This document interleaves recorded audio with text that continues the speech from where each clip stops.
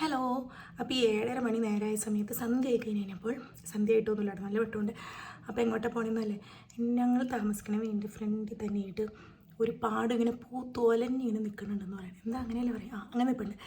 അപ്പോൾ അവിടെ ഒന്ന് വെറുതെ ഒന്ന് നടക്കാൻ പോകാമെന്ന് വിചാരിച്ച് കാണിച്ചാൽ തേക്കണ്ട ഈ പാടത്തേക്ക് തൊട്ട് ഫ്രണ്ടിൽ തന്നെയാണ്. അപ്പോൾ എന്നിങ്ങനെ രാവിലെ എഴുന്നേൽക്കുമ്പോൾ ഞാൻ വിചാരിക്കും ഇന്നെങ്കിലും ഡ്യൂട്ടി കഴിഞ്ഞിട്ട് പോകണം എന്ന് വിചാരിക്കും. പക്ഷെ ഒറ്റ ദിവസം പോകാൻ പറ്റാറില്ല കേട്ടോ.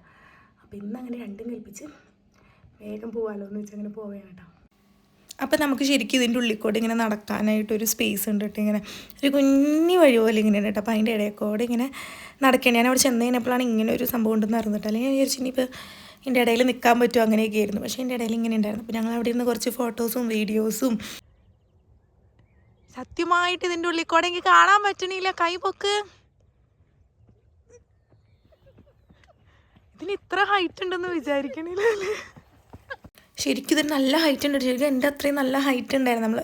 ഞാൻ അതിൻ്റെ ഉള്ളിൽ നിന്ന് അതിനെ പുറത്തേക്കുന്ന ഒരാൾക്ക് നിൽക്കേണ്ടതെന്നേ മനസ്സിലാവില്ല. അങ്ങനെയായിരുന്നു കേട്ടോ.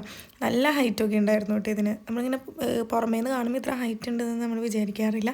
എൻ്റെ ഉള്ളിൽ കയറിയപ്പോൾ നല്ല ഹൈറ്റൊക്കെ ഉണ്ടായിരുന്നു. അപ്പോൾ ഇങ്ങനെ ഫുള്ളും ഇങ്ങനെ ഇതായിട്ട് നിൽക്കുകയാണല്ലോ, ഇങ്ങനെ എണ്ണപ്പാടം പൂത്ത് നിൽക്കണമെന്ന് പറയുന്ന പോലെയാണ്.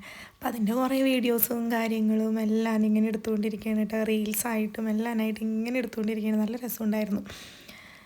ഞങ്ങൾ ഒരേ ഇതിൽ അവളുടേതായ രീതിയിൽ ഞാൻ എൻ്റെ രീതിയിൽ അങ്ങനെയൊക്കെ ഇരുന്ന് ഞങ്ങൾ ഒരേ ഫോട്ടോസും റീൽസും എല്ലാം എടുത്ത് അങ്ങനെ ഒരു 10-15 മിനിറ്റ് ഞങ്ങൾ അവിടെ നന്നായിട്ട് അർമാദിച്ചു. പക്ഷേ എന്താണെന്ന് വെച്ചിട്ടുണ്ടെങ്കിൽ നല്ല തണുപ്പുണ്ടായിരുന്നു. ഞങ്ങളുടെ ഈ ഡ്രസ്സൊക്കെ കാണുമ്പോൾ തണുപ്പില്ലാന്ന് വിചാരിക്കും. പക്ഷേ -1 ആയിരുന്നു ആ സമയത്ത് തണുപ്പിട്ടാ.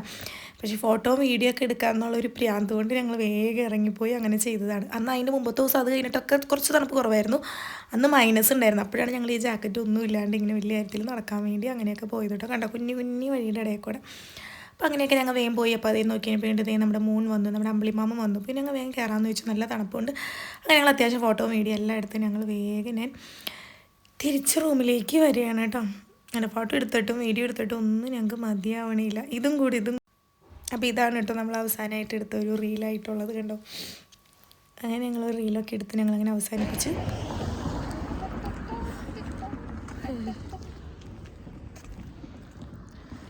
തണുത്ത് മരവിച്ച് ചത്ത മനുഷ്യനായി. അപ്പോൾ അത്രയുള്ളൂ. Okay, by.